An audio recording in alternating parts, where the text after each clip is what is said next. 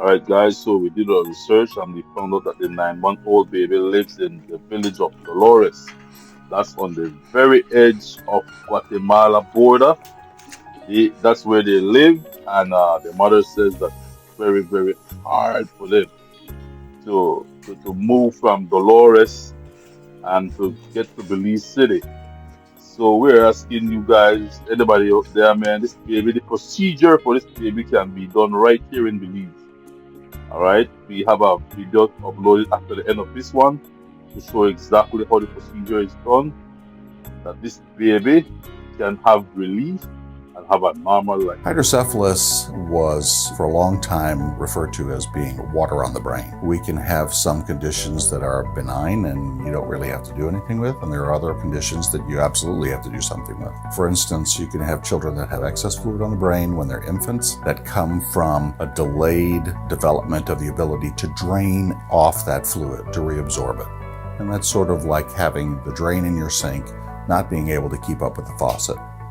That eventually will recover between 15 and 24 months, and those kids will have a big head for a while. They may have some developmental delay for a while, but they don't need an operation. And the most common reason why we get hydrocephalus in this country is because of the number of premature births. And prematurity is associated with developing brain hemorrhages.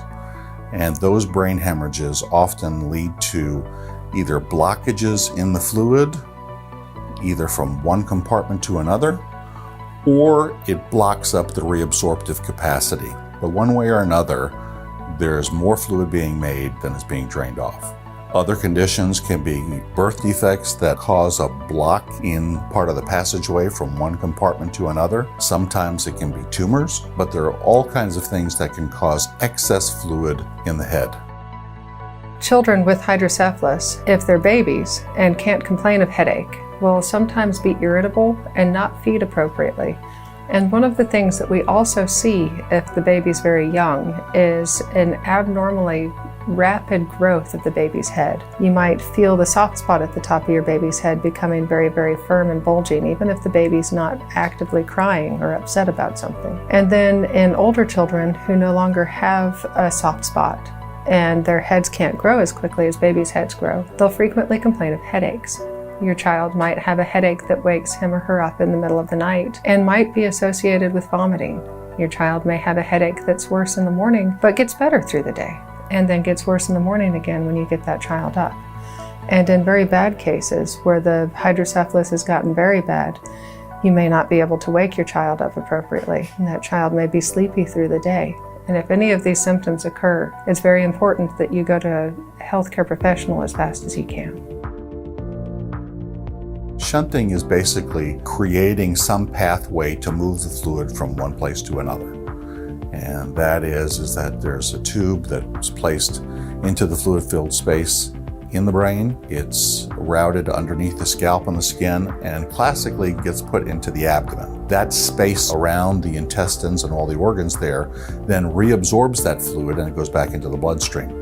If you have a child who has a tumor and that tumor caused hydrocephalus, sometimes treating the tumor can fix the hydrocephalus. And in some cases, we can have children present where part of their brain wasn't formed quite right or strictured down later on in their life and caused a blockage. And in those cases, sometimes we're able to go in and find a way to go around that blockage. Another option is doing a procedure that's called an endoscopic third ventriculostomy. And an endoscopic third ventriculostomy, the best analogy that I can give to that is in your bathroom sink, you have the main drain. And if it starts to fill up, there's a little hole up underneath the lip of that drain there that if the water gets high enough, it'll drain out from that extra hole. We create a bypass for that fluid to be able to get through. Now that's only beneficial with kids that have a particular kind of hydrocephalus, but we are combining it with something else to give a new option for kids who have hydrocephalus, even in those preemie